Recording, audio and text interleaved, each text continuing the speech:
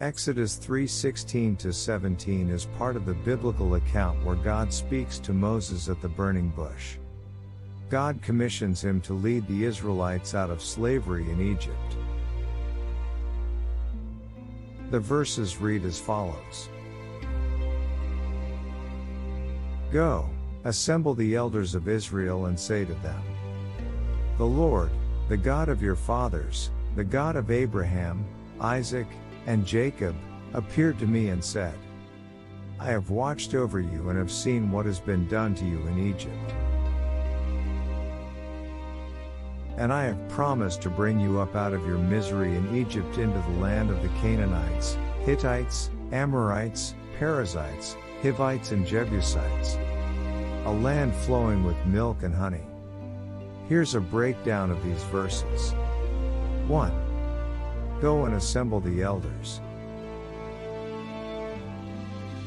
God instructs Moses to gather the elders of Israel, the respected leaders of the community, to convey the divine message to them. This signifies the importance of communal leadership and the involvement of the people in the process. 2. The Lord's identification. God identifies himself as the God of the patriarchs, Abraham, Isaac, and Jacob. This emphasizes the continuity of the covenant relationship that God had established with the ancestors of the Israelites.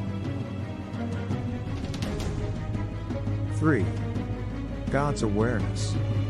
God assures the Israelites that he has been attentive to their suffering and oppression in Egypt. This acknowledgement conveys God's compassion and concern for the well-being of his people. 4. Promise of deliverance. God declares his intention to bring the Israelites out of their misery in Egypt. This promise aligns with the covenant made with Abraham, where God pledged to make his descendants into a great nation and give them a land of their own. 5. Destination.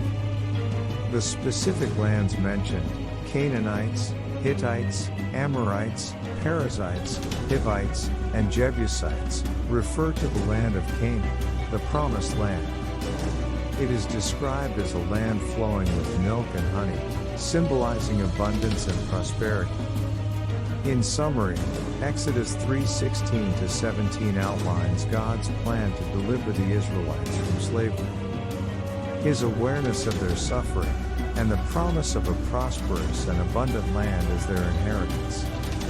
This sets the stage for the larger narrative of the Exodus and the establishment of the Israelites in the Promised Land.